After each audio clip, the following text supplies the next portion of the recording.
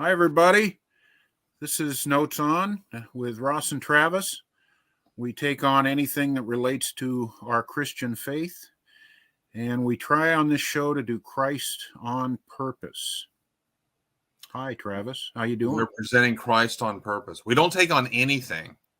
We just take on anything that has to do with Christianity. That's right. Well, I think I said that, but We're right. these.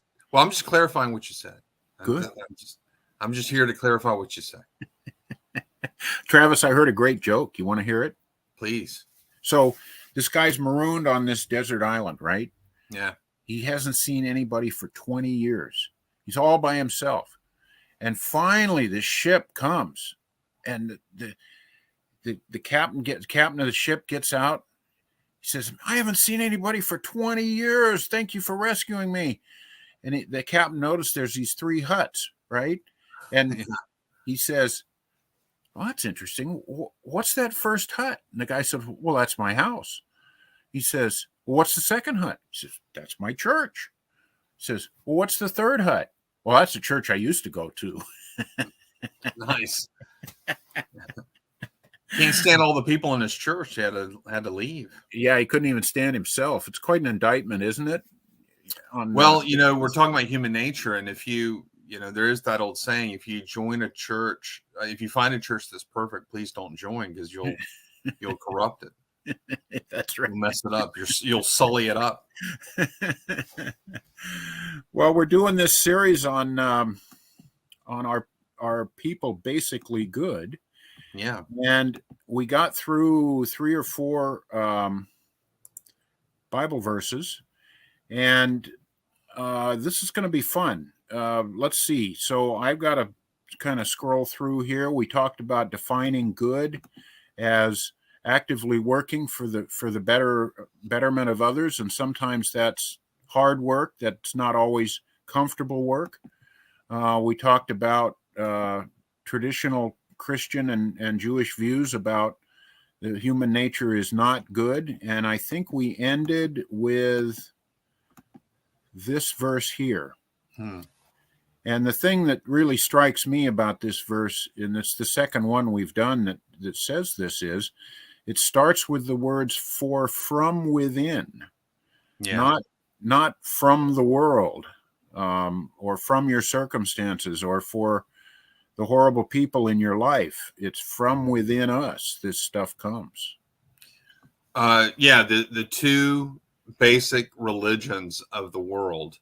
There are different ways to divide religions, and the 2 basic viewpoints that the religions of the world have are either human beings are good or neutral, and the problem with us is what's outside of us, or the religion that says we're the problem and the solution is outside of us. And Christianity virtually stands alone there. You'll find some worldviews. For example, there was an offshoot of Confucianism, led by Sun Tzu, which said that human nature is intrinsically evil.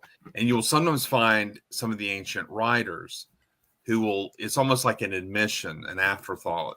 Even in Plato, you'll sometimes see Socrates admit, against all the other things that Plato is saying about human nature, that were basically bad. But at the end of the day, Christianity is the one religious or theological system that has maintained the intrinsic corruption of human nature. What's the Muslim position on this? That we're born neutral. Mm-hmm. And it makes sense, because if the solution to my problem is for me to just do better, to follow the law of God, and to earn through my works righteousness God's favor, then you have to start from a place of at least human neutrality, if not human goodness. Yeah. And so we had Lane Tipton on a few months ago, and he was talking about the differences between the Reformed view of the fall and the Roman Catholic view of the fall. Now, on the one hand, the Roman Catholic and the Reformed both agree that there's something intrinsically wrong with us. Because we both, the Greek Orthodox as well, the doctrine of original sin minimally teaches that human nature is intrinsically evil from birth. The Reformed take that just a step further, and they say two things. We really are intrinsically evil. We really are the problems. The problem, God has not merely removed a kind of grace that we had in the garden, and we're just sort of here with our passions and all of that stuff that we have to wrestle with. No, we are at our core intrinsically bad. But the Reformation also says we are at our core intrinsically good because we were created in God's image, and the image still remains. That's right. It's corrupted. It's effaced, but not erased. And so this is the Reformational explanation for, on the one hand, the glory of humanity. Why are we able to create so many great pieces of art? Why are we able to do science? And why do we give to our neighbor? Why do we find in non-Christian cultures examples of self-sacrifice?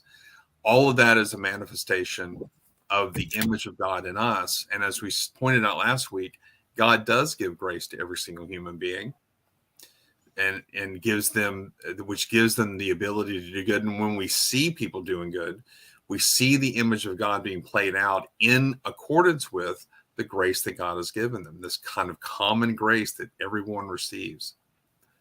And yet, that is in spite of this drive that all of us have to break God's law and to be bad people, because we're intrinsically bad. And so the Reformation also explains human nature by looking at all the corruption in it and says, look at what we do to each other.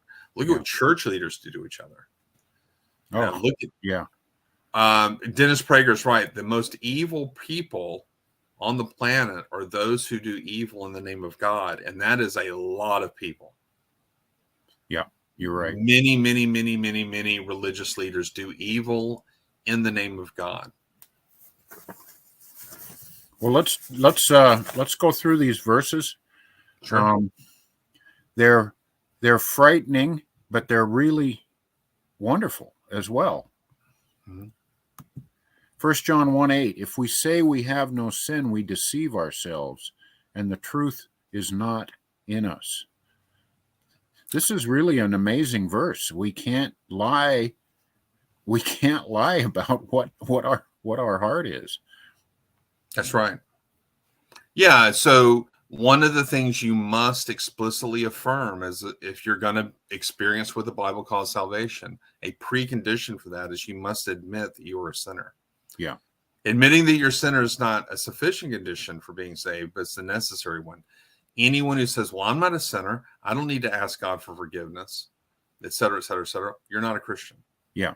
Even if you call yourself a Christian, you're not a Christian. All right, next one. Romans 3:23, for all have sinned and fall short of the glory of God. So, talk to me, Travis, about how much sin does it take for us to get on the bad side of God? Very, very little. There's a lie that's thrown around Christian circles, and that is that all sin is the same. That's not true. The Bible clearly condemns that. But there's a truth in the saying that all sin is the same. The original version of that was saying even the smallest sin removes you from God's presence. So all sin is the same in terms of our condemnation, in the sense that we all stand condemned before God, because no matter how slight it is, the smallest slight infinitely removes you from God. And this is why Jesus is radicalizing the law the way that he does. He says, the law is not merely about behavior. Dennis Prager is wrong, according to Jesus. It's not about behavior only. It's also about the heart. And so if you look at a woman with lust, you've committed adultery. That doesn't, of course, mean that you're supposed to say, well, since I've gone ahead and committed adultery in my heart, I should go ahead and do it in my actions. Right. No, that would be a worse sin, to actually go ahead and follow through with the desires of your heart that way. So no, there's sins that are worse than others. Murder is worse than adultery. Right. And adultery is worse than, say, covetousness. And there's a distinction there that needs to be made between the physical consequences and the spiritual consequences. That's right. You know, we commit a sin. Any sin, a big sin or a small sin, can separate us from God. We can go back and get forgiven, but the physical consequences will remain. You know, if somebody cheats on their wife, the consequences of that, you can get forgiven from God and be cleansed and clean, but you're still got to live with the physical consequences, and the physical consequences can be very different for different types of sin. Right. That's absolutely right. Okay. Genesis 6:5. This, of course, was before the flood. The Lord saw that the wickedness of man was great in the earth, and that every intention of the thoughts of his heart was only evil continually. Look at those words.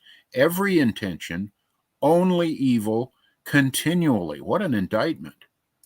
It is an indictment, and I'm sure you have the verse, but just to make sure I just put it on record. There are people that will look at a verse like that and say, that's just a description of the people at that time. That doesn't mean that is a generally true description of us now. But when Noah walks off the ark and they establish human government and so forth, that same indictment remains. And the present tense is used. Man is evil from his youth. Yeah. So you can't take this merely as an historical assessment of a long time ago. We're just as bad now as humans were then. There's been no change in the human heart, apart, of course, from regeneration. You know, I think there's a really easy way to answer this, Travis, to the critic, but you have to get personal. You have to be able to say, I know that this is simply not it's not true, that it's different, because it's not true for me.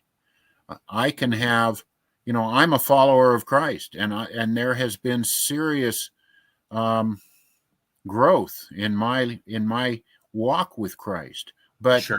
I can be in the Lord praying and really being joyful and doing everything the way I'm supposed to do it. And my very next thought can be as evil as it was before I was saved. Sure. So that's a tough one to answer if you're willing to get personal with it. Right. And, you know, the idea that I'm a sinner is self-attesting to me. Yeah. And when I've had people give pushback, I go, you know, I don't quote James 4 directly, but I do play by James's playbook, because James is a very convicting epistle. You can't no one can read through James and get, you know, unscarred. You know, you're going to get scarred reading through James. And what I say to people is, have you always done what you know you ought to do? And have you ever failed at doing, have you ever done what you know you ought not to? And have you ever failed at doing what you know you ought to do? And everybody says yes to that. Well, that is proof that you're a sinner. And notice that even if we took God's law out of the equation, in other words, the 10 Commandments, and just talked about your own moral compass, you're still going to fall short of that. People still fall short of their own moral standards. I mean, nothing self-imposed, only self-imposed, nothing imposed from the outside. You're still falling short. And so the testimony of the human race is that even when we lower our standards from God's, we have a hard time living up to that. This is how corrupt we are. Yeah, that's right. Yeah, and there's a verse coming up that is exactly that. Psalm 51:5, behold, I was brought forth in iniquity, and in sin did my mother conceive me. We're starting below zero, according to this verse.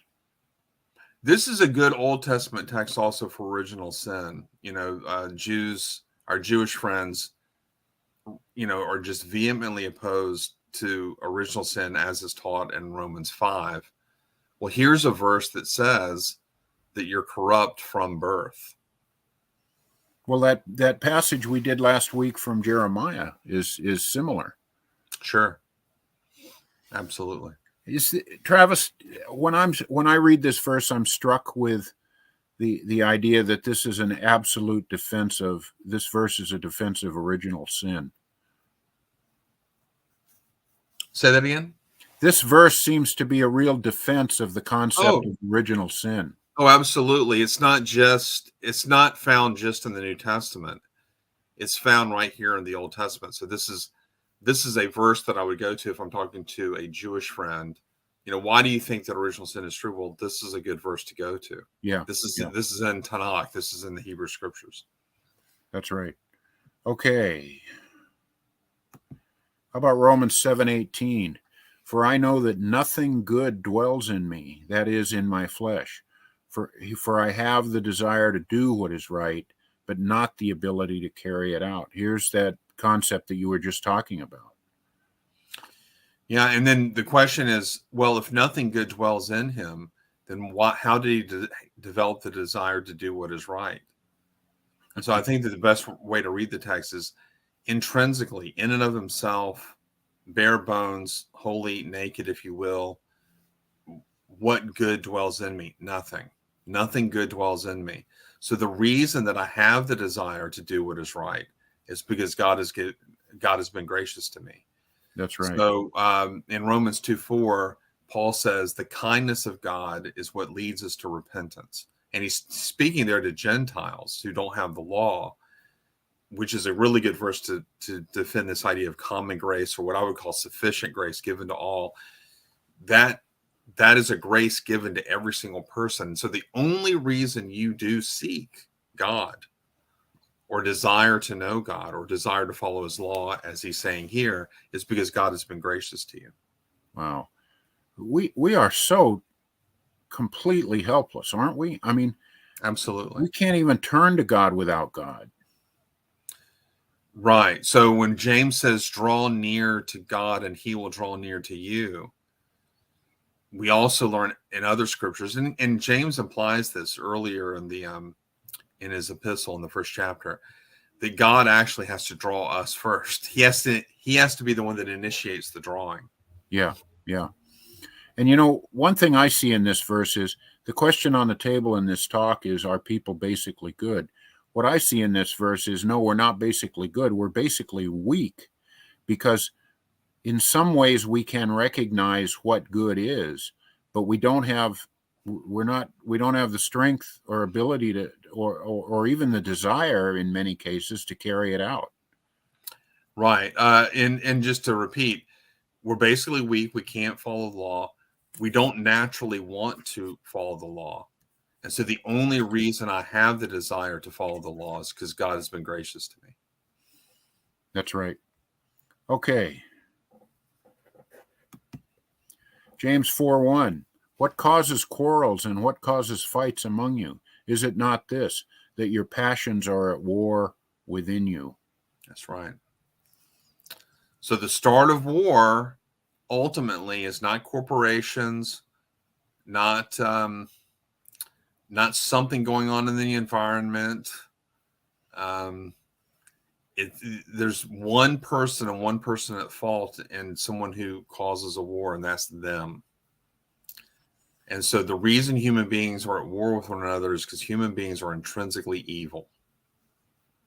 We are sick and twisted and wrong. That's what we are.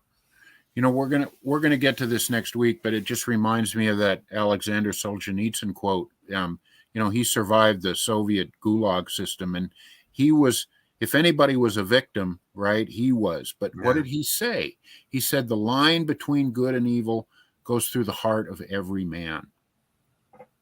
That's right. That's right. Okay.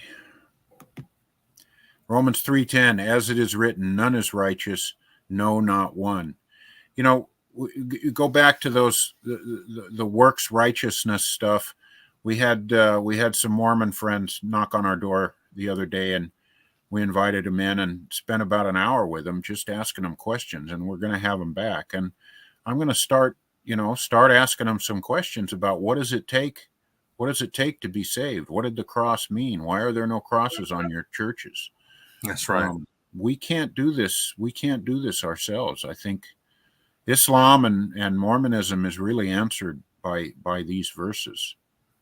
I mean, Islam and Mormonism, right? Absolutely, yeah. Okay. And I'll even say this, and I mean, we can go into the next verse. I mean, but I will just say that the religion, if you're in a religion that basically says we're saved by works, there's a very good chance that you've lowered your conception to God as close as you can to the human level, and you've elevated human nature up so that the distance is really not that far. It's doable. Yeah. But if you really take seriously what the Bible is saying about God's holiness and just how radically different he is from us and how holy he is with respect to us, he transcends us. His goodness is far and above and beyond us. And then you look at human nature, that gap has to be spanned by God himself. We can't do this. If we are basically corrupt, as these verses show, then that gap is huge. Yeah, it's an infinite gap. And the bigger that gap is, the more completely amazing the fact is that God wants to have anything at all to do with us, much less, send his son to cruelly die and love us. I just, there's no words for that. I'm just completely blown away every time I think about that. That's right. Ephesians 2:3, among whom we all once lived in the passions of our flesh, carrying out the desires of the body and the mind, and were by nature children of wrath like the rest of mankind. Yeah, I take the wrath there not to be God's wrath on us. And by the way, Paul does talk about that. He talks about that in Romans 1. There, the wrath of God is displayed among us. That's God's just punishment of human sin. Here, I think that the wrath is in humans. So we are by nature, our nature is wrathful. I don't think he's saying here our nature is deserving of wrath. He will say that in other contexts. Mm-hmm. But here he's saying our nature is wrathful. So our nature is corrupt, evil, violent, all that stuff. Angry.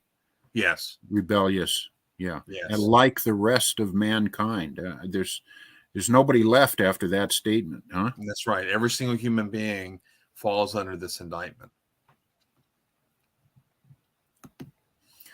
So this concept, Travis, of people, this idea that people are basically good is found everywhere you look, other than, Orthodox Christianity.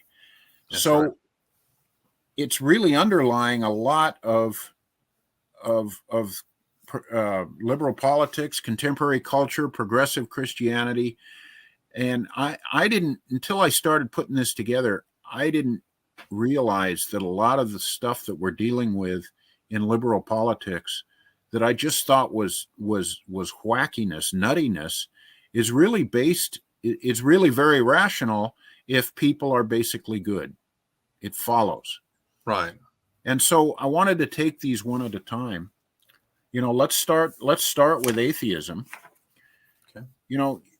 And usually hopefully people's views on a subject would be based on evidence for or against whatever that position is. But I think in this case, the atheists have it backwards, because if you're an atheist and you don't believe in God and you don't believe in any supernatural reality, the only hope you've got, the only shot we've got, the only place we can go is to say, well, people are basically good and we're going to figure it out. How many atheists do you know? There are a few that are really honest, but not very often does somebody say, I don't believe in God and humanity really sucks and we're all screwed. That's right. Just to add to that, the irony about atheists saying that humans are intrinsically good, they don't have. I know this is for atheists a tired old argument, but I'll just say it. It's that they don't have a standard by which you can judge what is good.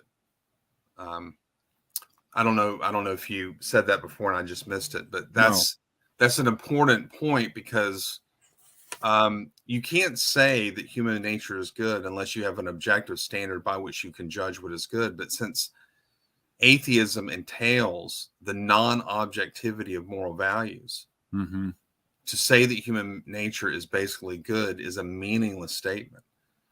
Now, it's not meaningless to say that we're subjectively good, like I feel good, therefore I am good. That's not meaningless, but it has its own kind of incoherence, because surely we're not going to say that human feeling is the standard by which we judge what is good and bad.